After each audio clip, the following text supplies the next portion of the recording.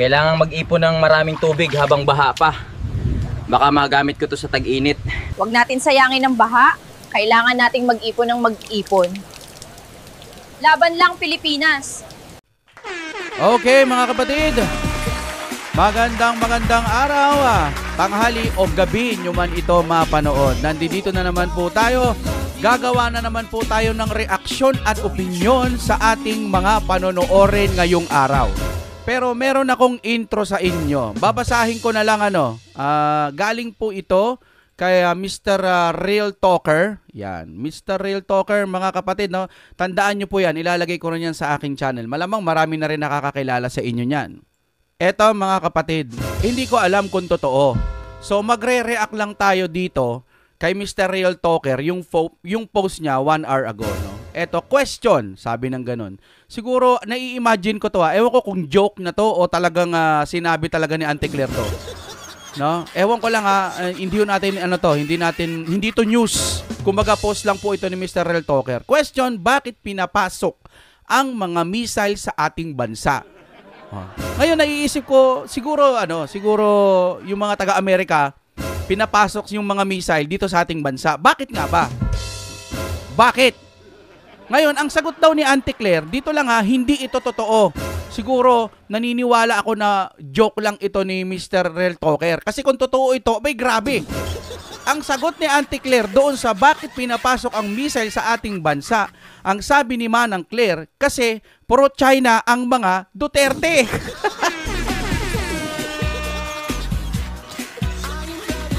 Comment kayo mga kapatid. Pahingi nga din ako ng opinion. Makikisuyo lang ako. Bakit pinapasok ang mga missile sa ating bansa? Sabi ni Manang, pro-China ang mga Duterte. Kasi pro-China. Anak ng teteng naman. Naman. Bakit ganun? Kaya hindi ako naiinis kay Auntie Claire. Hindi siya pwedeng mawala sa administrasyon. Kasi kahit naiinis tayo sa administrasyon, may mga ganitong joke. Joke lang to, no? Hindi tayo nagpapakalat ng fake news. Joke lang po ito ni Mr. Real Talker. Kasi much mas madelikado. Kapag ito ay totoo, anong klaseng utak yan? Diba? Kaya ako po ay nananalig na sana hindi totoong sinabi ni Auntie Claire to.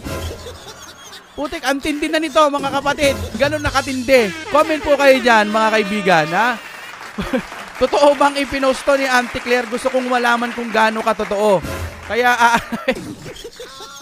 anak ng teteng lahat na lang eh. Kasi naalala ko, yung sa, tawag dito, PhilHealth, binawasan ng budget, tapos mataas yung budget ng, yung mga paggawaan ng mga kalsada, tulay, naalala nyo? Ang dahilan ni Auntie Claire, kailangan talaga na maging priority din or kailangan mataas din ang budget ng mga, nakalimutan ko na unang tawag doon kung anong ahensya yun, pa-comment na lang po, salamat ha.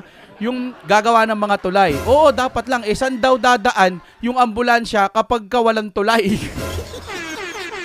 Ang galing talaga ni Auntie Claire, ang talino.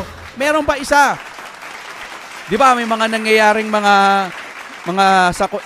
yung mga deads, mga road rage, parang hindi na payapa kasi nga mayroon ng mga ganito, kabilat-kabila may mga nahuhuli, tas may mga nagtutumbahan, ganon. Sabi, payapa naman sa Pilipinas. Payapa naman. Yung mga nakapanood nyo, parang ano lang yan. Ako nga paglalabas ako ng bahay, pagbukas ko ng pinto, payapa naman. Payapa. So, ibig sabihin, kapag malalaman mong payapa ang isang bagay, kapag pumunta ka sa bahay ni Auntie Claire at buksan mo ang pintuan niya palabas, makikita mo payapa naman. Anak ng teteng, ganun po kaganda ang tagapagsalita ng ating administrasyon. Yun lamang. Ang saya. Grabe. Ngayon lang ako nakakita ng ganyang administrasyon, kaya binabati ko po si Mr. PBBM. Okay, dumako naman tayo dito. Kaya Mr. Real Talker ulit, ayan, aabante mo lang ng ganyan, no? Ayan, may mababasa ka na. Sabi niya ng ganito rito, ganito natin para makita. Yan, mga kaibigan, tapos ganito lang natin. Yan, sabi ng ganon, kapag wala ka na sa posisyon, Auntie Claire, i-recap mo mga sinabi mo ha, sana mapatawad mo sarili mo. alam nyo, kapag ka malaki kasi ang bigayan, wala nang pakialam yan. Base lang yan sa ating opinion. Kapag ka nagbibigayan sila ng mga malalaki, ganyan. Wala eh. Sabi ko naman na sa inyo, kapag ka nangangailangan ng pera o gusto pang yumaman, pumunta ka lang sa administrasyon po ng Marcos, tapos banatan nyo ng banatan ng Duterte, no? Malaking pera yun. Ito yung opinion lang ho natin kasi nakikita natin eh. Kahit ano pong sabihin nila, wala silang pake sa bibitawan nilang salita. Basta po, sinuswelduhan sila. Excuse me po. O ito, iuusog pa natin ha. O ito. Malamang baka sinabi talaga to ni Auntie Claire. Kasi pinaulit-ulit ni Mr. Real Talker no? Kasi pro-China ang mga Duterte. Doon sa pinapapasok yung mga missile. Ito gas-gas na po yan. Hindi na po nagbabuy-in sa mga Pilipino, yan kasi at the end, nare-realize din ng mga Pilipino, dito pa nga lang sa Pilipinas, ang mga malalaking negosyo, Chinese, ang mga gamit puro made in China. Baka nga, cellphone mo made in China. Stop drama. Pro-Pilipino kami. Ayaw lang talaga namin ng gera. Friend to all, enemy to none. Kapag hindi mo yan na-gets, pwede mo nang salubungin ang mga missile. Mga kaibigan, hindi ho biro yung kapag nagpapapasok sila ng missile dito kung totoo man yan. Kung totoo. Kasi, bakit nga naman ipapapasukin yung mga missile dito? Tapos dito palilipa rin, papunta doon sa kalaban? Paano kung mangialam din yung North Korea? Kakampi sila sa Iran, halimbawa. Yung North Korea may mga nuclear yan. Ganunan lang yun yung buong Luzon, yung buong Malacanang, wala na, sabog na. Sana Malacanang lang, kawawa naman yung mga taga Luzon. Uunahin yan. Sige, pro-China. Sige, Duterte maka pro-China. Paano kung yung protektahan nila yung buong Davao City? O yung buong Mindanao lamang at saka Visayas? Kawawa naman din yung mga taga Luzon, di ba? Paano kung Malacanang lang ang ganunan? Pro-China kayo ng pro-China, pro-Pilipino po tayong lahat. Ayaw ho natin ng gera hanggat pwedeng makipag-usap ho tayo sa mga karatig bansa, pag-usapan ng maayos, hindi kapag may mga sigalot, sisi nyo agad sa Duterte. Taragis! Imbis na kausapin mo yung bansa, Duterte, sisisihin mo, anak ng teteng. Sige, sundan na natin, may problema sa Duterte. Di kausapin mo, baguhin mo, ayusin mo. Hindi ka magiging weak leader, ayusin mo. Hindi yung magsasalita ka lang, sisisihin mo Duterte, kasalanan ng Duterte, mababago ba? Kapag sinisi mo ang Duterte, mababago ba? Kaya bang baguhin yung kaisipan ng mga taga-China na wag nang gambalain yung mga Pilipino kapag sisi ka ng sisi sa Duterte? Anak ng teteng. What the F, man? Saragis naman, tatanda na natin, ganyan pa rin kayo mag-isip. Eto namang mga Pilipino na nagpapabulag sa mga ganyang balita, wag ho tayong maging tanga-tanga. Huwag yung sabihin, hindi, gera na, laban na, kung laban. Meron ba tayong Iron Dorm? Alam nyo yung Iron Dorm? Yung Iron Dorm nga pumapalya pa minsan Yung Israel, may Iron Dome sila para hindi tamaan ng mga missile yung kanilang mga lugar. Pero may mga sumasablay. Ayan na yung papuntang Ito na yung mga missile ng Iran.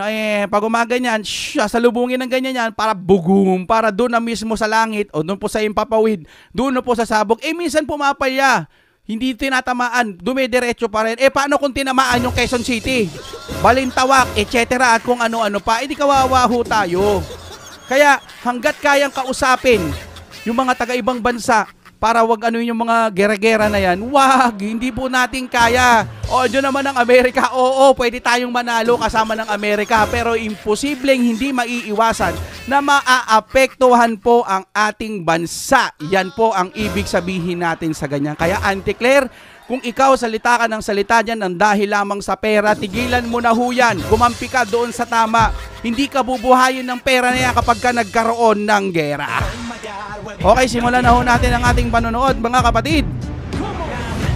Galing ito sa ating Pinas News Insider na ang title ay wala na, finish na, sobrang kahihiyan ang inabot ni Abante sa hatol ng korte, nilusob ang COMELEC. Sa mga hindi pa po nakakaalam, kasi nga po na-disqualified po yung kalaban ni Abante na dapat yun naman talaga ang nanalo at gusto yon ng taong bayan. huwag nilang sasabihin gusto ng taong bayang maupo si Abante doon po sa 6th District ng Maynila. Hindi po ganun ang binoto ng mga kababayan natin. Ang gusto po nila, nakalimutan ko na pangalan nun. Oy, Choy, di ba? Chua? Nakalimutan ko na eh. Basta yun, hindi po si Abante. Ngayon si Abante, gustong i-re-elect po nitong COMELEC kasi nga yun daw ang karapat dapat. Kasi nga na-disqualified. Ba't yung disqualified? Kesyo hindi taga ron, bla bla bla ko nga. Ngayon, syempre tuwang-tuwa siguro si Abante kasi nga po marere-elect siya. Parang napurnada. Ito po ngayon ang titignan natin. Palike po sa ating video. Sisimulan na natin yan na galing sa ating Pinas News Insider. Ito ang balita ngayon. Trending at pinag-uusapan ngayon sa mundo ng social media. Ang di umanay balitang tila digital talaga ang karma. At sadyang ang lahat ay may hangganan. Kahit anong pilit niyong pagtakpan ng katotohanan para lang makuha at malagay sa posisyon ay sadyang hindi talaga mananaig ang kasinungalingan laban sa katotohanan. Matapos pinawalang bisa umano ng COMELEC ang Certificate of Candidacy, ang binoto ng taong bayan at nanalo sana sa pagka-Manila 6th District Representative na walang iba kundi si Joey Chua Oy na kilalang inendorso ni Vice President Sara Duterte nung araw ng halalan. Ngunit laking gulat ng taong bayan matapos idiniklara ng COMELEC na nalo ay si Benny Abante bilang 6th District Representative ng Maynila. Ngunit tilang sadyang ang lahat lang pala ng ito ay isa di umanong bangungot na pangarap lamang dahil Korte Suprema tila sinampal ng katotohanan ng COMELEC at si Benny Abante matapos naglabas ito ng desisyon at hinatulan na ibinasura ang second place rule sa election na hindi maaring iproklama ang kandidatong pumangalawa sa halalan sakaling madiskwalifika o mawala ng bisa ang kandidatura ng nanalong kandidato. Alam nyo, iniisip ko din, kasi parang wala naman kasing vice mayor halimbawa, representative, kongreso. Meron bang vice kongreso? Walang kasing ganun Kasi ito iniisip ko mga kapatid. Halimbawa po, si Pangulong Duterte, i-disqualified po nila ng pagka-mayor. Halimbawa, disqualified ng pagka-mayor. Ngayon, ang pwedeng maupo yung kalaban niya kasi disqualified na. Anong tawag dyan? Mayor na siya, mayor na. Kumbaga, ano ba tawag doon? Re-elect ba yun? Basta yun na, mayor na, nanalo na. I-disqualified halimbawa ni COMELEC. Kasi ang intention nila para yung kalaban niya yung maupo. Di ba dapat hindi ganon? Ang mauupo dapat, pag dinisqualified mo yan o tinanggal mo na yan, yung vice mayor na. Kasi nakaupo na So yung vice mayor na dapat, di ba? Iniisip ko naman ngayon sa kongreso, sa congressman, sino dapat ang pwedeng pumalit? Yung kalaban niya? Na mababa ang nakuha o yung parang mas sumunod doon sa congressman. Wala kasing vice congressman Kaya yon, gusto ko rin malaman mga kapatid Ang problema nila ngayon, palyado. Hindi pa rin pala makakaupo si Abante? Question mark yan. Tuloy tayo. Ano kaya katotoo ang balitang ito mga kababayan? Ating alamin. Pero bago ang lahat, kung bago ka pa lamang sa aming channel, please huwag kalimutang mag-like, subscribe at i-click ang notification bell para mas maging updated ka pa lalo sa lahat pa ng bagong video na i-upload namin. At eto na nga mga kababayan, mukhang karma na di umano ang inabot at hindi na tuluyang makakaabante pa si Benny Abante matapos idiniklara ng COMELEC ang nanalo sa 2025 midterm election dahil nga sa kadahilan ng umano na na-disqualify ang first placer na si Chua Oy na kanyang katanggali. Ngunit ilang araw pa lamang ng kanyang pagyayabang sa social media ay tila agad-agad binawi ng Korte Suprema. Agoy! Nagyabang pa pala! Sir! Agoy! Sana nanahimik ka na lang muna. Inuna mo mag-post. Ito'y komento ko lang doon po sa balita. Sir, dapat pag may mga ganyang issue, tahimik na lang kayo. Real talk, ayaw na sa inyo ng taong bayan. Yun lang po, wala naman tayong galit ho sa inyo. Ayaw na ho sa inyo ng taong bayan. Simula po nung ginurgur nyo ang mga Duterte, wala na, ayaw na ho sa inyo. Na hindi na maaaring ideklara ang second May placer sabihin na tayo nanalo mamaya. kung madisqualify man ang first placer. Kung noon ay pipwede, pero ngayon ay binago na ito ng Korte Suprema. Ayon pa sa post online, Supreme Court strikes down second placer rule. Adoy! The Supreme Court in Bank has abandoned the second placer rule as it held that there is no legal basis for proclaiming the second placer in election when the winning local elective official is disqualified or ineligible. Instead, the rules on succession in cases of permanent vacancy as stipulated in the local government code shall be applied. Idiniklara ng Korte Suprema na hindi maaaring iproklama ang kandidatong pumangalawa Adoy! sa ngalan ng second placer sakaling madiskwalipika o mawala ng bisa ang kandidatura ng nanalong kandidato. Adoy, Ayon sa adoy, adoy. pagpahinang desisyon na isinulat ni Associate Justice Samuel Gairlan, walang batas na nagbibigay ng otorisasyon para sa proklamasyon ng second placer kaya dapat sundin ang succession sa ilalim ng local government code. Binatikos ng Supreme Court ang second placer rule dahil nilalabag nito ang karapatang bumoto ng mamamayan Ayan. na pumipilit sa kanilang ng leader na hindi pinili. Salamat.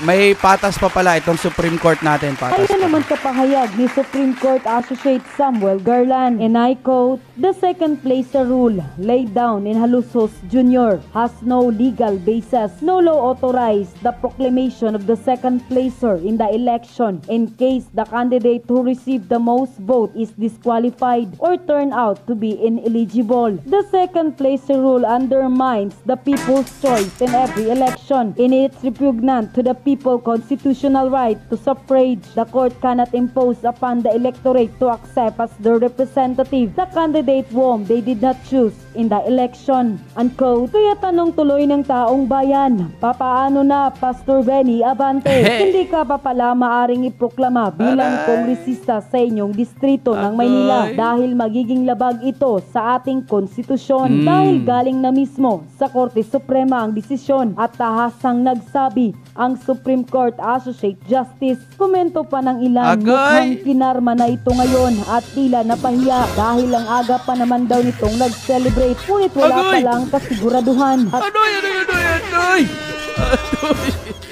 Nag-celebrate pa. Ito na lang po mga kababayan ho natin. Lilinawin ko lang po sa inyong kaisipan. Salamat po sa nakakaintindi sa mga kababayan ho natin na may malinaw na pag-iisip. Ganito po yan, itong mga nasa kongreso, base lang to sa opinion ko, yung vision ko ba sa mga nakikita ko. Ito siya, ganito, no? Kailangan natin banatan ang mga Duterte kasi malalakas sila. Kailangan nilang bumagsak kasi nga sila ang pambato sa 2028. Bukod doon, kailangan nilang banatan para magkaroon sila ng budget. Ito'y ano ko lang haka-haka ko lang haka-haka lang. Sa isip ko lang. Sa kakapanood kasi natin to ng mga ng mga hearing, no. Babanatan nila ang Duterte para magkaroon sila ng kwarta kasi nga malapit ng eleksyon. Base to sa sinabi ni VP Sara Duterte nating mahal. Ganito ang pagkasabi niya na wala daw intention personally kasi ginagawa lang daw nila yon kasi malapit na eleksyon, kailangan nila ng pera. Sino hong nakapanood nun? Pa-press 1 naman, kahit isang pindot lang, press 1. Pipindutin nyo lang sa comment section 1. Ibig sabihin, pupusuan ko rin yan na napanood nyo yung sinabi ni BP Sara na gano'n. So ibig sabihin, kaya po nila binabanatan si BP Sara para po magkaroon sila ng pera o budget nila para sa eleksyon. Pero hindi na pala ganun ang mga mamamayan natin. Hindi na ganun yung kailangan pag marami kang pera tapos mamigay ka tapos iboboto ka na. Pwede, may ganun pa rin. Pero pangkalahatan po, talo pa rin yung mga namimigay ng pera. Nagkaayu-ayuda na lahat. Si Tamba nga 1% pa rin nagbigay na ng mga ayudan. Hindi man lang tumaas ng mga point siguro yon, di ba? So, ang sinasabi natin dito, kahit mabigyan ka ng pera sa kakabanat mo sa Duterte, oo nga, binibigyan ka ng pera, binibigyan ka ni Tambaloslos, kada hearing ninyo o kada banat ninyo, may budget na binibigay sa inyo, milyones, o hindi natin alam kung magkano. Siguro, ready na kayo pagdating ng eleksyon. Ang problema, kada binabanatan nyo si BP Sara, bumababa po ang ratings ninyo. lalong ayaw na ng tao sa inyo. Aanin nyo yung pera na yan. Kung yung taong bayan naman ayaw sa inyo, puwera na lang kung dadayain yan ng COMELEC. Tama ba ako? Mali. Di ba po mga sir, mga ma'am, karamihan po ng nanonood sa atin dito, mga elder. Ano, tama ba English ko? Elder, yung mga matatanda na po sa atin, mga 50 to 60 years old. Kasi nakikita ko po sa monitoring ko, karamihan po ng nanonood sa atin, mga tatay, nanay na ho natin. Kaya, believe pa rin ako dahil ganyan na sila katatanda nanonood sa atin, malawak, lalo pang malawak ang pag-unawa nila. Duterte pa rin ang gusto nila. Doon ako nabibilib. Kaya, sinusubukan pong, yung utak ko, sinusubukan pang umunawa hanggang sa maabot ko ang mga elder natin kung paano sila mag-isip. Sinusubukan ko. Gaya na lamang nang naiisip ko. Minsan, pag natutulog ako, bago ako matulog, nag-iisip ako na ano kaya sasabihin ko bukas sa ganitong vlog na panonoorin ko? Ganito, ganyan. Kasi ito, tulad niyan, napag-isipan ko na banat sila ng banat sa Duterte, binibigyan sila ng mga pera. Di ba? Ang dami binibigyan ng pera. Pero kada banat nyo sa Duterte, tumataas ba ratings nyo? Mali. Paano ko nasabing na ganito? Sigurado ka ba na kapag tinira ang Duterte, bababa ang ratings? Oo, kasi nga po naalala ko si Willie Revillame. Sino hong nakaalala sa inyo na inendorso siya ni Pangulong Duterte? Tama, di ba? Inendorso siya, tumakbo ka Will, sabi ng ganun. Ngayon, nung mga unang sandali, maka Duterte po si Willie Revillame. Sino hong nakapanood doon? Lagi ho tayong nanonood. Maka Duterte siya eh. Tapos nitong bandang huli na lang, sabi niya wala daw nag-endorse sa kanya. So nag-solo flight siya. Naging parang, ang dating sa akin nun Kuya Will, love kita, idol kita. Nung mga panahon na malapit ng botohan, naging mayabang. Na confident siya na mananalo siya kung solo niya kasi nakita niya yung mga tao gustong gusto siya lalo na nung in-endorse siya ng Duterte. Nung bumitaw siya na wala daw nag-endorse sa kanya, anong nangyari sa alyansa niya ay sa sarili niya? Ayaw na ng taong bayan tuloy. Kaya naniniwala ako na kapag binanatan mo ang Duterte, pangmasa yan eh. Pag sinabi mong DDS ka, mga pangmasa yan. Gustong-gusto niyan baguhin yung sabik na sabik yan na gustong mabago ang Pilipinas sa ngalan ng mga Duterte. Kasi nakikita nila, Duterte may resulta. Naupo kasi ang Duterte. Nakita nila yung diferensya ng mga dating presidente.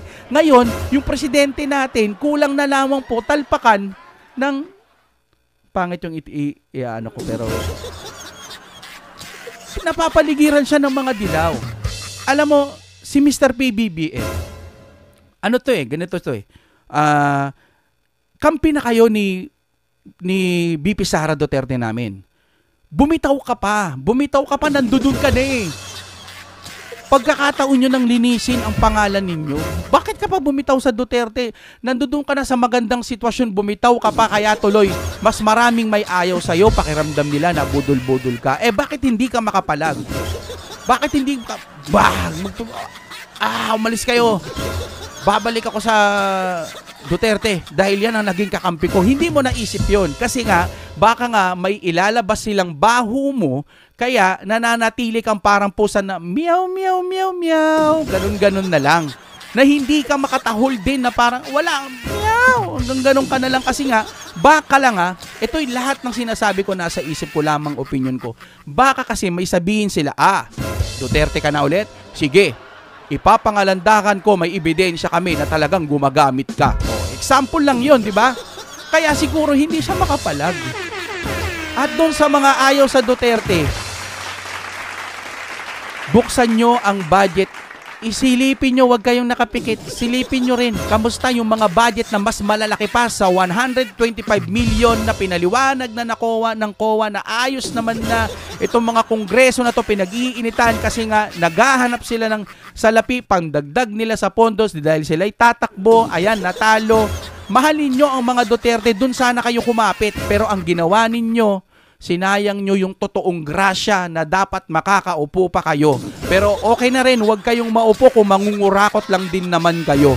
Nasaan na yung sinasabi ng mga pumirma? Di ba? May mga pumirma na 150 milyon per mga pumirma o nasa na yun, mas malalaki yun, mas marami yun.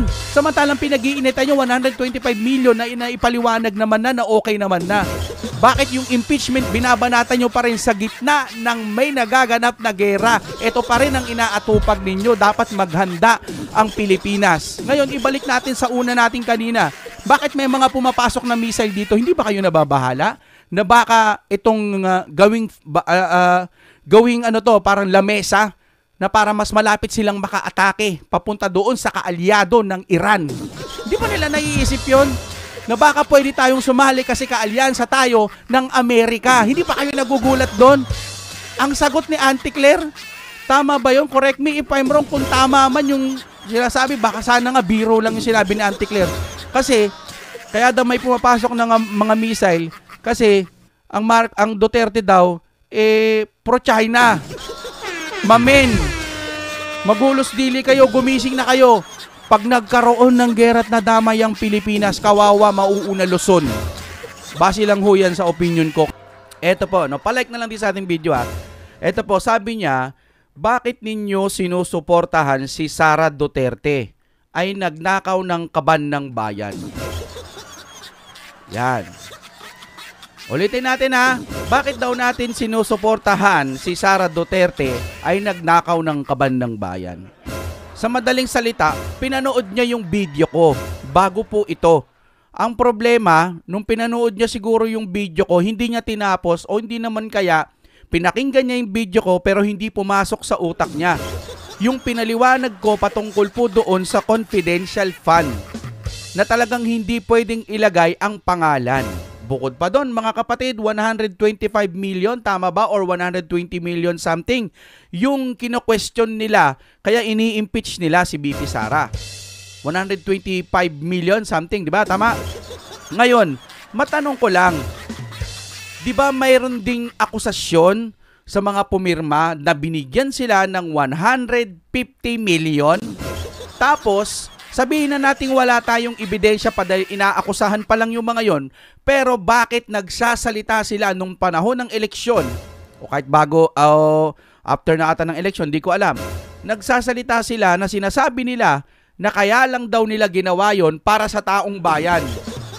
Kaya sila pumirma, etc. ganito kasi yung mga kababayan, parang hindi bibigyan ng budget yung lugar nila. Kaya, ginawa nila, pumirma sila. Hindi pa ba ebidensya yon? Hindi ba natin pwedeng, 150 yun ha? Mas mataas pa po yun kay BP Sara. Tapos, isa-isa sa mga pumirma doon. O sabihin na natin kahit 5 lang, bakit si BP Sara kino-question pa rin ninyo?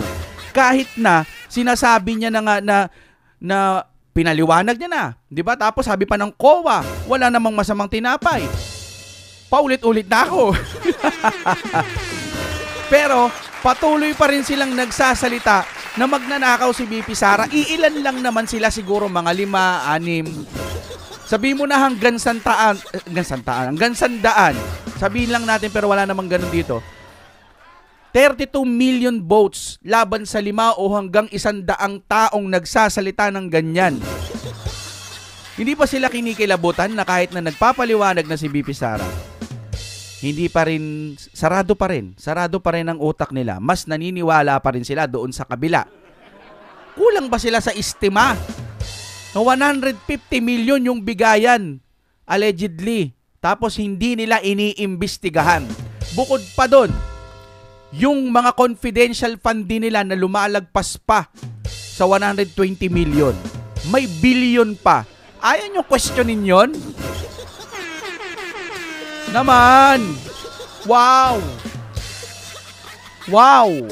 Bata pa lang ako gusto kong mas malawak ang pag-unawa ko sa mga bagay-bagay. Ang sikreto lang dyan, maging open-minded ka. Pag may pagkakamali ka, tanggapin mo, tapos i-enhance mo ang sarili mo.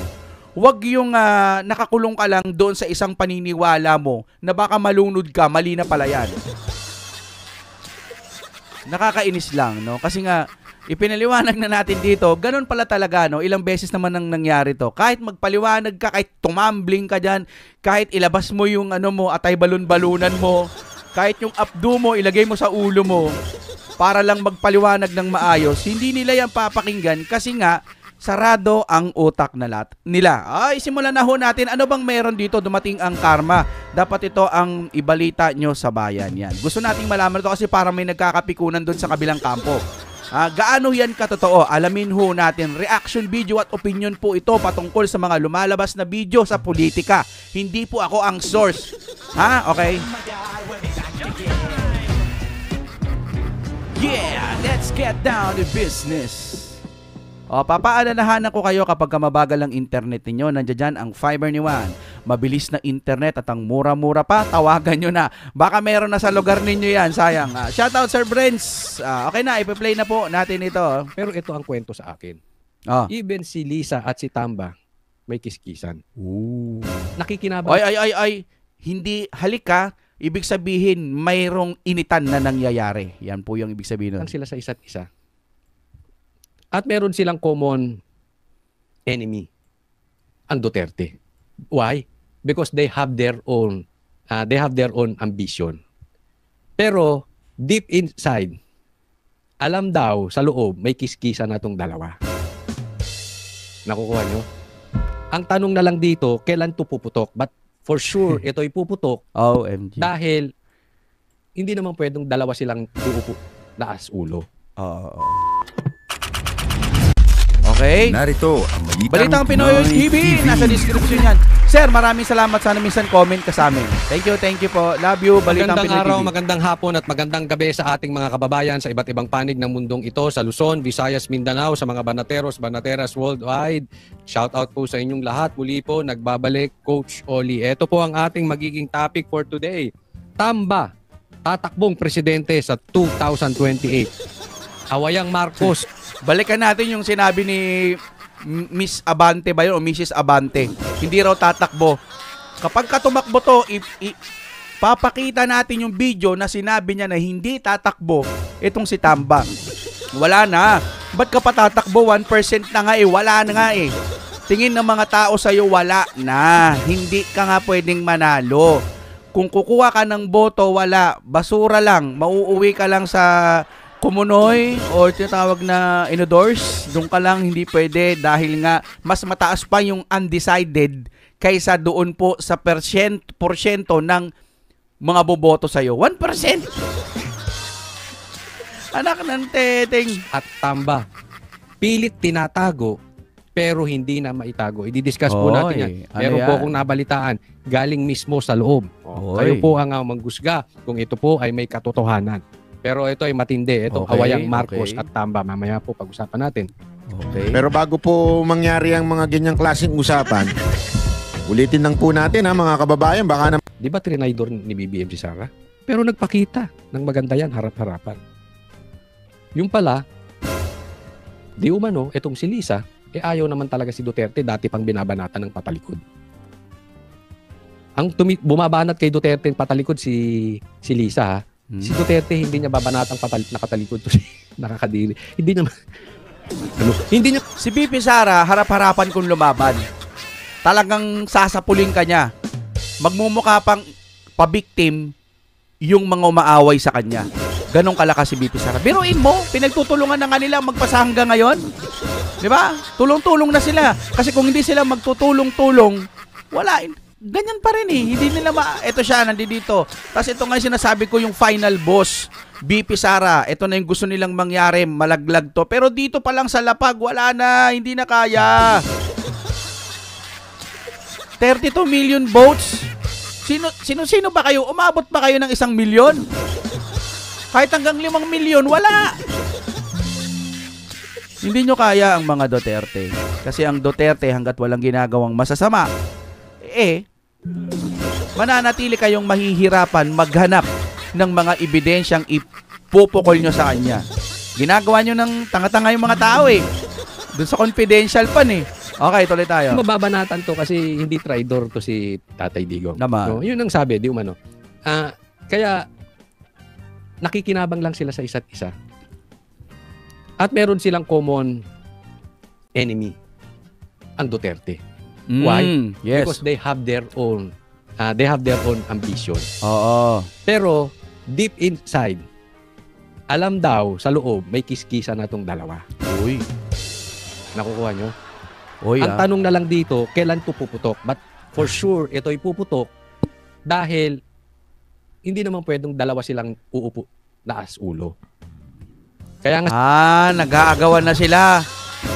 Talaga itong mga buayang to. sinasabi ko sa inyo, even after the election, sinabi ko na ito agad-agad sa SMNI, sa programa namin sa SMNI, sinabi ko agad dito sa vlog ko na ang maglalaban sa 2028 ay hindi Marcos. Hindi Duterte Marcos. It's going to be Duterte and the Pinks. Duterte Yan and ang talaga yan. Kaya nga tingnan nyo, uulitin ko doon sa mga hindi nakarinig nito. Teka! Sir Coach Oli naming mahal, kung sinasabi mo nakakamping ang kalaban ng Duterte, aba, ganyan lang kayo, kakamping. Shoutout sa mga kaibigan natin yung mga sumusuporta sa mga dilawan. Hindi ko po intensyon na saktan kayo, pero wala na ho talaga sa eksena. Wala na. Nagkaroon ng boto na ganyan. Hindi namin alam kung anong nangyari. Para sa akin lang, magic yun. Kung paano nanalo si Bam Aquino, etc. Ilalaban mo sa Duterte? Dilaw? Sa 2028? Really? Wala na. Walang kalaban ng Duterte'ng malakas. GG, wala. Tutulak ng Pink. Sino ba ang talagang gigil na gigil? Bukod sa mga NPA, bukod sa mga grupong komunista, na grupo na talagang gigil na gigil sa impeachment. Ang mga Pinklawan. Oo naman. Yun naman talaga, sila naman talaga may mga gusto niyan. Lagi nga natin sinasabi dito, after si BP Sara, susubukan nila naman si PBBM para mawala na, di ba? Pero hindi. Yung Marcos kasi, pagka natapos na yan, wala na eh.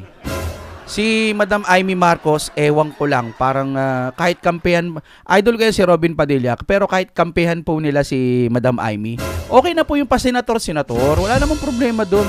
Senator. Pero yung mas matataas pa doon, Madam Amy, tsaka na lang, pag may nakita naming mas napatunayan pa, yan, okay sa amin yan.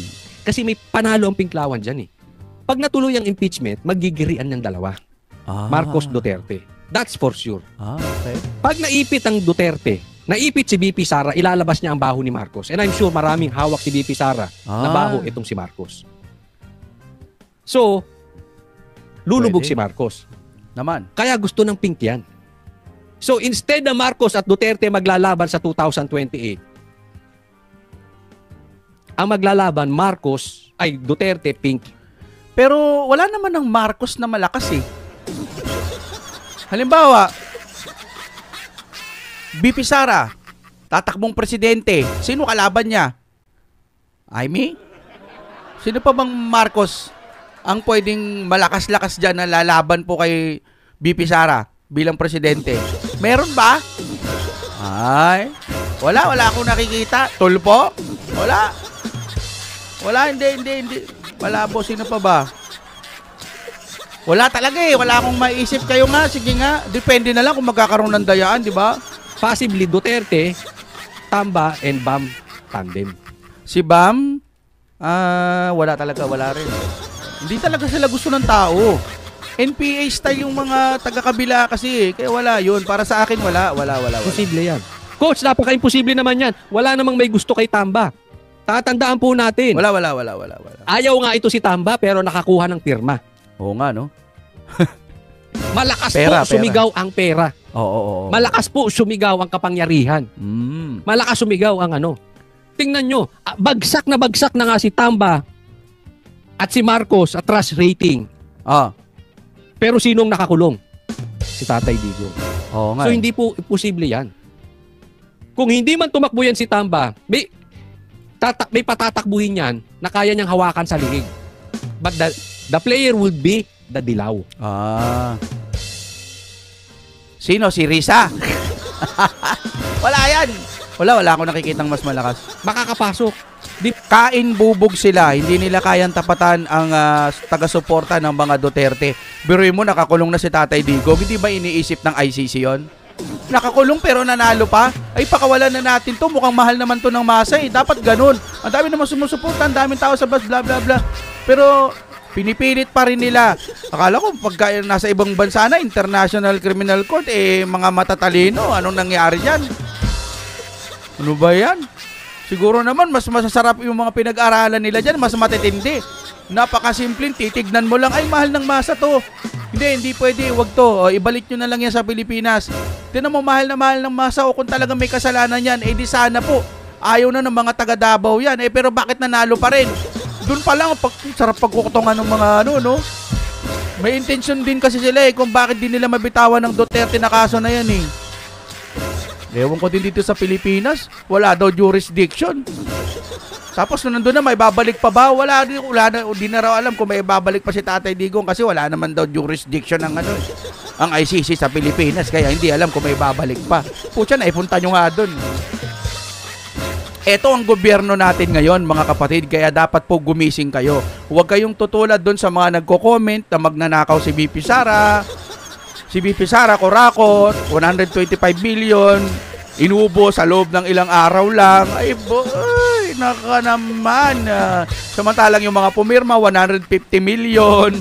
Kinain ng buo, halos parang aminin na nila. Ginawa lang daw nila yon kasi nga para sa sarili nilang mga kababayan, bla bla bla. O yun, pati hindi nyo imbestigahan. Mas malaki pa yung sa confidential fund at may marami pang mga confidential fund na dapat yung imbestigahan. Pero, bakit? Ba't Duterte? Hindi nyo ba naiisip yun? Nako. Tuloy tayo. Ba nabura na sa balat ng lupa yung mga dilaw? Wala na yan. Na inudoro na nga yan Wala na. Diba? Swak. Ito ang pagkakataon nilang mabalik. Pag natuloy ito ng impeachment, it's either sugat-sugat ang Marcos sa impeachment or si BP Sara ang sugat-sugat. In any case, ang makalaban ng Pink ay ang Marcos or ang Duterte. Panalo sila. At least. Bakit? Kasama sila sa finals. Matalo man sila sa finals, kasama sila sa finals. Hindi katulad ngayon, irrelevant ang Pink. Kaya nga ang Marcos nakikipagkuntsaba, kaya nga nakikuntsaba sa pula yan Kaya nga nakapasok si Bam. At saka si Kik. Teka lang, sir. Coach Oli, may nabasa na naman ako dito sa comment section. Doon po sa nagsasalita na bakit nyo sinuportahan si Sara Duterte at nagnakaw naman daw yan ng kaban ng bayan. Di ba, pinaliwanag na natin yan. Eto, meron na naman comment, mga kapatid. Titikad Sara, the worst BP of the Philippines. Wala nang ginawa kundi always pasyal sa ibang bansa. Dami kasing perang kinurakot. May nag-comment doon sa isang video. Bago po ito, nag-comment doon. Wala daw ginawa kundi diba? Wala ganyan siguro talaga na kahit anong salita natin, kahit anong ipaliwanag natin sa mga taong mahihinang umintindi, hindi nila maiintindihan kahit sabihin mo pa, bumali-baliktad pa yung ulo mo, tanggalin mo yung mga mata mo, yung utak mo muna, tanggalin mo, tas ilipat mo sa kanila para malaman nila kung ang utak nila, yung utak mo pag nilagay mo doon, baka sumabog yung katawan doon. Dahil hindi nila kayang unawain, Hindi nila kayang unawain kahit ipaliwanag mo na, balibaligtarin mo na, ang nasa utak lang nila, magnanakaw si BP Sara. Wow! Nihiyang-hiya naman kami sa 150 million na pirma-pirma. Tapos sa BICAM, flood control, etc. Gusto mo pa na mas matindi? O ito, pag swerte nyo, pag nakaabot pa rin kayo sa video na to, mga kapatid, pabanggit sa comment section, tanongin nyo, nasaan na ang Maharlika Fund? Maharlika Investment, etc. Ano ba naman tawag doon? Di ba naalala nyo yun? Malaking pera yun. Nasaan na yun? Ano nang mga pinaggamitan nun? Ulitin ko ulit, sabi nung saksi, ano ba yun? Kailangan daw malaman ng taong bayan kung nasaan na yung ganito, doon po sa, Maharlika Fund. Tapos uutang na naman ba ang Pilipinas o nakautang na? Wow, Maharlika Fund. Ngayon ko lang ho narinig yun kasi nakatago-tagong pera po ata ng Pilipinas yon sa taong bayan yon. Ngayon, ginamit po yung kinuha po ni PBBM yun Di ba? Correct me if I'm wrong. Hindi ba kinuha? Kung hindi kinuha, di wow. Ngayon, kung kinuha pala yun, saan po yung pinaggamitan? Malaking pera yun. Hindi lang po basta bilyon yun. Tanungin natin sila, nasan na yun? Kasi po, baka nasa flood control. Di ba? Hindi nila alam kung saan napunta yon. Kaya nga, panahon na daw, sabi dun sa saksi sa website na binasa ko, panahon na para malaman ng mga Pilipino nasaan yung confidential fund doon. Nasaan po yung fund nung Maharlika? Nasaan yon? Alam nyo kung nasaan? Diba na? May mga bagong tulay. LRT, may bagong bagon. Mga daanan nyo dyan sa lugar ninyo, binabaha pa rin. At marami pang lugar po dito sa Pilipinas, nakaawa-awa po yung mga kalsada na binigyan lamang ng mga ayuda yung mga lugar na yon, pero yung kalsada nila parehas pa rin. Binabaha, maputik, mahirap dumaan. Gusto nyo ayuda pa rin. Okay ang ayuda pag binabaha o may sakuna.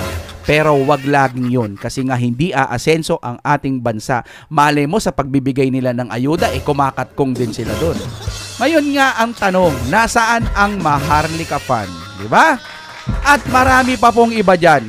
Nagkikiskisa na sila. Pareha sila sabik sa pamumuno. Mga kaibigan, imulat nyo ang inyong kaisipan. Hindi natin kailangan maging abogado o kailangan maging matalino dyan. Tignan nyo lang yung mga nawawalang pera. Tignan nyo ang mga basihan. Ini-ignore lang po nila ang katotohanan. Hindi nila... Ang dami na nga nilang mga, mga parang pantakip doon sa mga tanong Biruin mo, yung BICAM nawala na. Wala nang usapan kasi kinuha nila si ating Pangulong Duterte. Di ba? Wala na nga, may nagtatanong pa rin pero hindi na masyadong binubuksan ngayon. Kaya Madam Amy, marami ka pong trabaho. Sa mga senator natin dyan, marami kayong dapat i-hearing. Pag na-hearing nyo naman, patingin naman kami ng resulta. Kasi minsan hearing lang tapos wala naman kami nakikitang resulta. Patingin din po, pasilip, baka meron. Kasi pag meron na, iko-content din natin. Diba? Mga kapatid, magmasid kayo, huwag kayong tutulad. Sa bagay, iilan lang sila, pero naiintindihan natin. Dapat yung unawain din minsan, kung tayo mas malaki ang pag-unawa natin, lalo na dun sa mga nagko-comment na patulan na lang din natin, minsan mag-comment din kayo. Dati hindi ako nagko-comment pero sabi kasi ni GPT chat, sa rules daw ng YouTube, mas maganda daw nakikipag-interact ka sa mga comment section para daw po mas maganda yung hatak ng recommended sa YouTube. So mga kapatid, maghanap kayo dyan ng mga lintik na mahirap umintindi, mga taong inaakusaan po si BP Sara, sabay-sabay po natin komentan, good or bad, kahit ano pa yan. Okay, hanggang dito na lamang. Maraming salamat po sa inyong panonood. Salamat po lagi sa pagtitiwala ninyo. At syempre kapag gusto mo naman na medyo ma-relax ka, gusto mo nang makinig ng mga kanta namin, ayan po, may mga inihanda po akong channel para po sa inyo. At kung gusto nyo naman sa Facebook, ilalagay ko rin po sa description. Meron po akong page dyan, bagong gawa. Ang dami pong followers nun. 0. Hindi, totoo, 0. So hindi pa siya kumikita. Naglalabas din po ako doon. Siguro may mga 4 na video na po ako doon. Ipapakita ko po dyan sa comment section. Gaganon nyo na lang yung link. Hanggang dito na lamang po. Maraming salamat. Ito po yung isa. Ay, asa na yun? Okay, ito na, outro na tayo. Gumawa po ako ng channel at tinawag ko lahat ng mga magagaling kumanta. No? Para ilagay sa aking channel. Original po lahat yan. Galing po sa ating X-Crew Music. Yan mga kapatid. Diyan po ako mag-upload ng mga kantang pwede nyong patugtugin. Pagkatapos nyo akong panoorin o hindi naman kaya sawa na kayo sa mga balita, nandyan po ang X-Crew Music. Nasa description yan. Siyempre kasabay ng ating Fiber ni Juan. Pag mabagal lang inyong internet, lumipat na kayo dyan. Tawagan nyo na baka meron na sa inyong lugar ang Fiber ni Juan. Tara, simulan na. Oh my God, we're back again.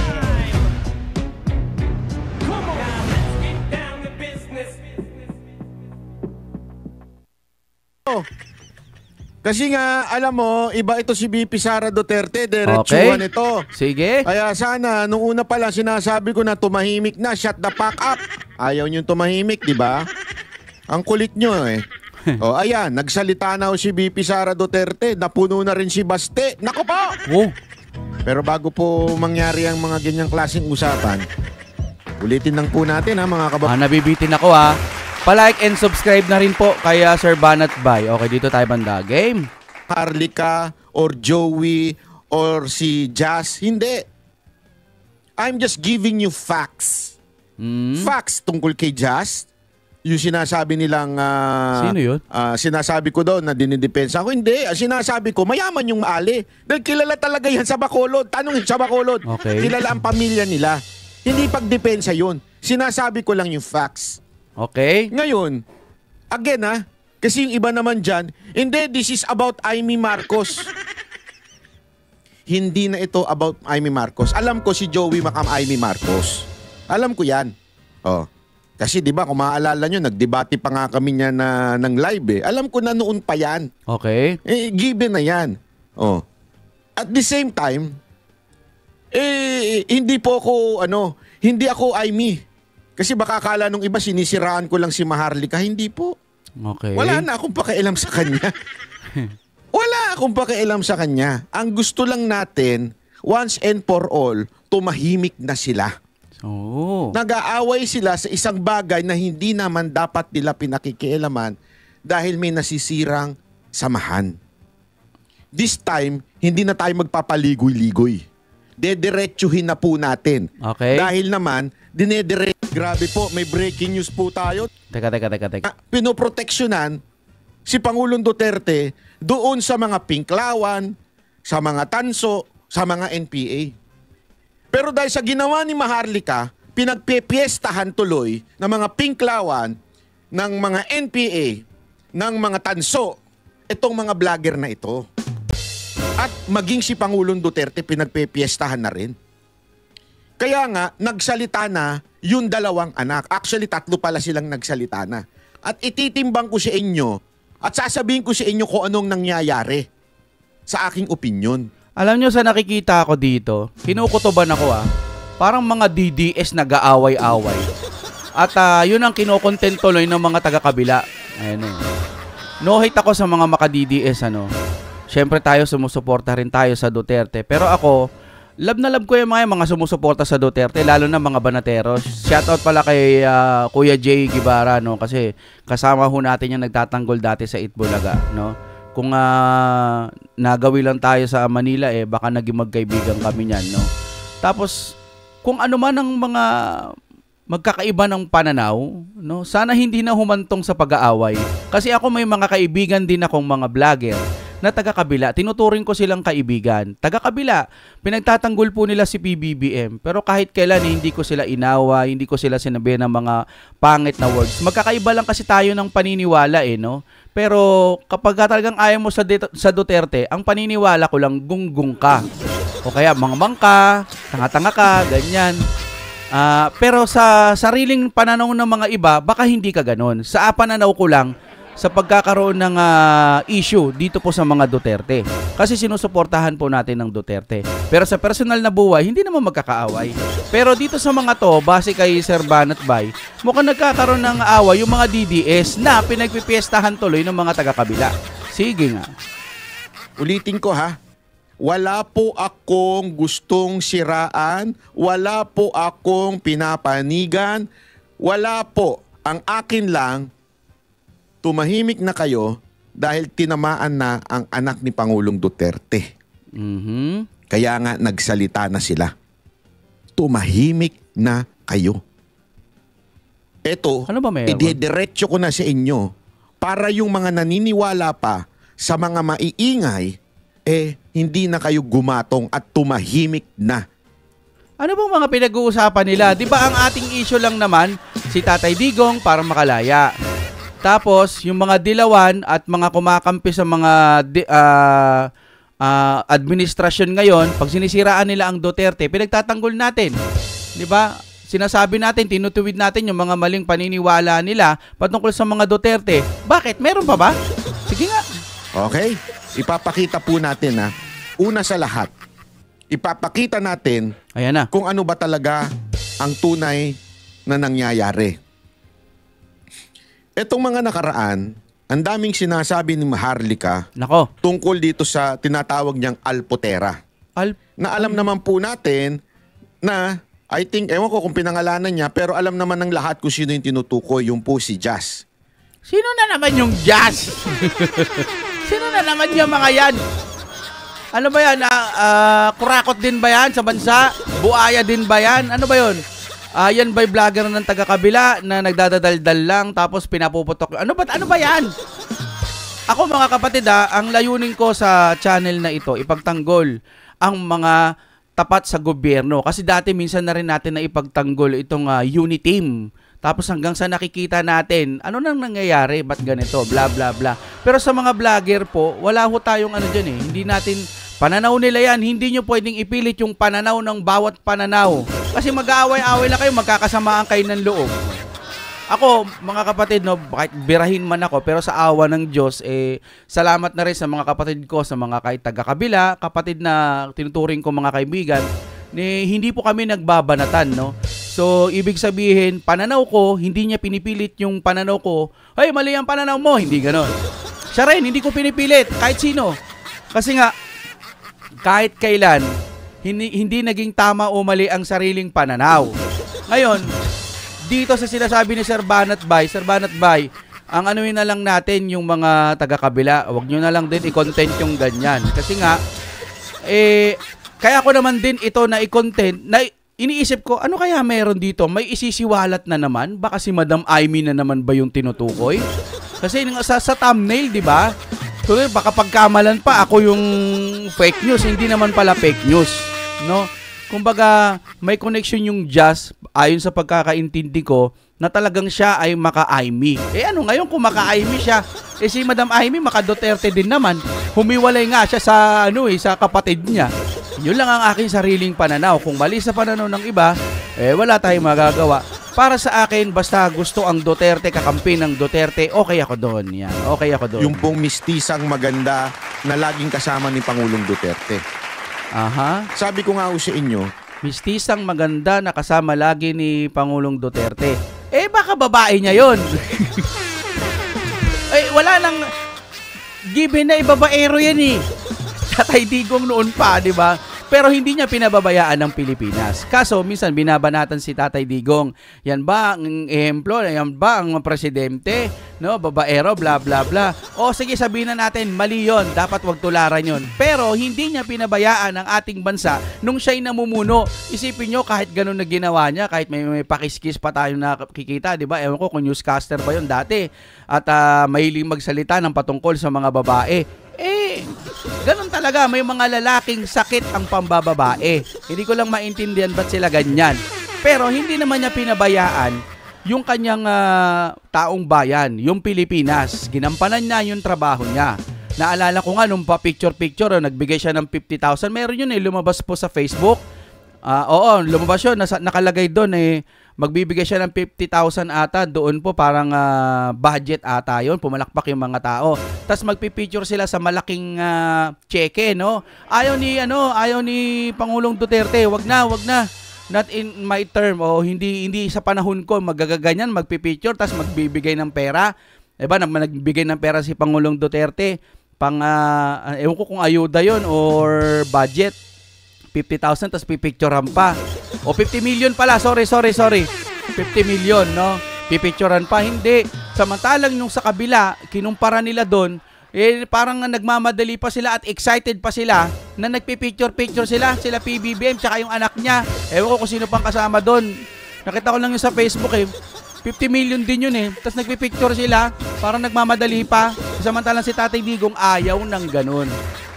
So ano man ang problema, kahit may chicks pa si Tatay Digong dyan, ganun na talaga yan. Alam yun ni BP Sara, alam nyo naman, Tatay Digong Pero wala na tayo doon, hindi na natin kailangan pag-usapan yun. Kayo, pag-uusapan nyo yun, wala na, chismisan na tayo yan. Pero ano ba talaga yun? Alamin nga natin yan, no? Pero hindi magbabagong pananaw ko sa Duterte, no? Kahit sa mga ibang vlogger, hindi magbabago ang pananaw ko sa inyo. Panoorin natin yan. Minsan chismosa din tayo Sige nga. Wala akong itatago dito, ha? Ikikwento ko sa inyo. Okay. Kaya hindi ako nagsasalita tungkol diyan dahil ako mismo, ilang beses akong nakapunta sa Malacanang nung Pangulo si Pangulong Duterte at nakikita ko kung sino po ang nakapaligid sa kanya at kung anong treatment nila kay Pangulong Duterte at kung anong treatment ni Pangulong Duterte sa kanila. Ngayon? And they were all professionals. Okay. Habang nandun sila, Wala naman ako nakikitang naglalampunchingan. Wala ako nakikitang, of course, professional kasi si Pangulong Duterte. Okay. Ang private ay private. Kung ano man ang gawin nila sa pribado, wala akong pakialam. Pribado yun eh. Ang importante sa akin, nakikita ko na maayos naman ang approach nila. At yung lahat ng mga babaeng nakapaligid kay Pangulong Duterte, hindi lang po si Jazz. Kala ko lalaki yung Jazz. Babae pala, di ba babae? Lahat po sila ay profesional. Okay. Lahat po sila ay respeto ang ibinibigay kay Pangulong Duterte. Okay. Alam nyo, sabi ko nga sa inyo, nakakausap ko po sila noon. Madalas ko po silang nakakausap noon. Wala po akong nakikitang, sandali, medyo bumabastos na itong isa. Walang ganon. Ngayon, kung magbastusan sila sa private life nila, abay problema. Pag magbastusan sila wag mo silipin. Hayaan mo lang sila. Sino ba kasi yun, Sir Banat Bay, na kailangan pang i-content? Ilman na nila yun. Wag ko nang pakialaman. Kung gusto nila magbastusan sa isa't isa. Di ba ganyan? So yung tinutukoy ni Sir Banat Bay, yung Jazz, no? So hindi pala si Madam Amy. Naman tayo pagka ano eh. O iba to, hiwalay to. Hiwalay to. Ganyan tayo sa mga jowa natin, asawa natin, o kaya mga asawa natin. Sige na, bastusin mo na ako. Basta private, wala na tayong pakialam. Yun ang sinasabi natin ngayon. Ngayon lang lahat ng sinasabi ni Maharlika na akusasyon dito kay Jazz. Oo. Alam nyo, ang inuungkat ni Maharlika dito ay yung matagal ng ibinaon o i-move on ng pamilya. Ano po yun? Okay. Yun po ay ang naghiwalay ang tunay na asawa ni Pangulong Duterte na si Ma'am Elizabeth. Okay. Na nanay ni BP Sara Duterte, nanay ni Baste at nanay ni Pulong. Oo. Alam natin na anal po yun. Anal po yun. Ibig sabihin po ng anal, wala na. Wala na pong bisa yung kanilang kasal. Nabasa niyo yun? Huwag idamay ang love life ng tatay ko. Iwalay na. Sa madaling salita, si Pangulong Duterte ay single. O sa English, single. Eh, di ba asawa niya si Mama Anilet? Oh. Di ba? So, ibig sabihin, kung ano man ang gawin niya, problema niya na po yun. Wala na tayong problema doon. Kung gusto niyang umibig ng 5, 10, 100, babae o lalaki, problema niya na po yun. Mamaya, masilip na naman ang mga dilaw yan at saka mga taga-kabila. Ito ba ang gusto ninyo? Ang tanda-tanda na pero may nagsosyota-syota pa rin. Baka maghirap ang taong bayan kasi nagsosyota pa rin kahit nakakulong na. Ganon? Ganon ba yun? Alam mo naman sa mga taga-kabila, may mai-content lang, di ba? Ang importante sa atin, gawin niya trabaho niya. And yun po ang ginawa ni Pangulong Duterte. Oo naman. Okay? Yung mga akusasyon ni Maharlika na ganito, pera, ganyan, pera, ganito, niloloko, bla, bla, bla, bla, bla, bla. Ako, hindi ko alam yun. Hindi ko alam lahat ng details niya kasi hindi... Kasi si Madam Maharlika, marami nang nalalaman yan eh. May puting ahas. May matitinding mga puting ahas yan. Kaya lahat siguro alam talaga niya. No? Kung ako sa inyo, no, mga sir, mga ma'am, kayo yung mga matataas dyan, lalo na yung mga talagang nauna pang nagbablog sa atin na sumusuporta sa Duterte. Pag medyo personal life at hindi naman makakatulong, hayaan nyo na. Ano ba naman? Ako nga, hindi ko kinukontent yung ganyan eh. Ako nga, napapaisip ako eh. Mama ni BP Sara, tapos mama ni Kitty, di ba magkaiba? Tapos okay na yung pamilya nila. Eh, sarili nilang, ano yon, buhay nila yon, love life yon. Ba't mababago ba ang Pilipinas? Tayo, nakakonsentrate tayo, nakafocus po tayo sa chismis. Hindi, joke lang. Nakafocus po tayo doon po sa pagtatanggol sa mga Duterte.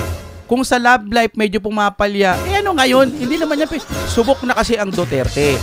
Ngayon, kapag ka ang ating Duterte noon hindi talaga maganda ang performance, mababa ang trust rating, negative talaga siya, tas nambababae pa siya, pwede mong ipukol yun. Pero pinatunayan naman ng ating Pangulong Duterte na kahit sa love life black siya, sabihin na natin, o negative siya, hindi naman niya pinabayaan ang ating bansa. Kaya wag ho tayo magpapadala sa mga kung ano-anong usapan lang.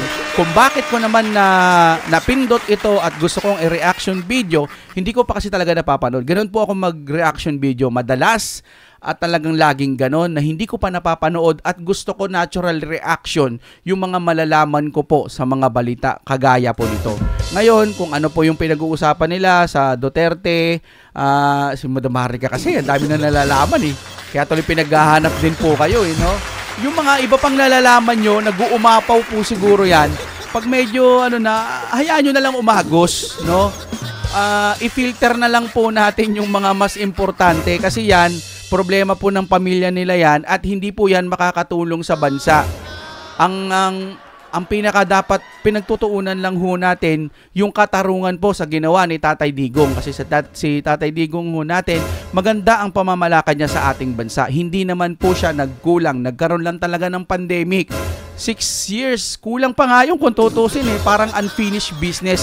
Dapat may maupo pa rin na susunod na Duterte. Okay, yun lamang po. Maraming salamat sa inyong panonood at syempre, huwag niyo po kakalimutan mag-like at mag-subscribe sa ating video. Pag nakarating po kayo hanggang dito, patanong lang po sa comment section. Ang dami po natin dapat tanungin pero lagi kong ipapaalala sa inyo to. Nasaan na yung flood control project na baka lilipas na naman ng 1 taon, parang 1 taon na naman ata. At yung pinakamahalagang napakalaking budget na pinakialaman ng ating Pangulong Marcos ngayon, yung Maharlika Fund. Sasabihin ko sana confidential pa. Maharlika Fund, napakalaki po nun, na hindi pinakialaman ng mga ibang presidente. Ngayon lang po nagkaroon ng pagkakataon. Bakit? Nasaan na ngayon ang Maharlika Fund? Sana nakakakita na tayo ng mga sementadong lugar na dating hindi naman semento, mga tulay na dating walang tulay, mga sasakyan, mga libre sakay, etc. Sana nakikita natin yan. Ngayon sa comment section, pupusuan ko po yan. Nasaan na po ang Maharlika Fund? Okay, hanggang dito na lamang. Maraming salamat mga kaibigan. May channel pa po akong isa. At saka yung iba ko pa pong mga channel nandiyan dyan po sa description. Ilalagay ko po lahat yan dyan para minsan dalawin nyo rin po. Kasi minsan parang gagawa ko ng balita na hindi nakikita yung mukha ko. Tas mga informasyon na mga dapat nyong malaman. Halimbawa sa kahirapan, sa nangyayari ngayon sa Iran. Yan. Lalagay ko po yan sa comment section. At maraming salamat po sa inyong panonood.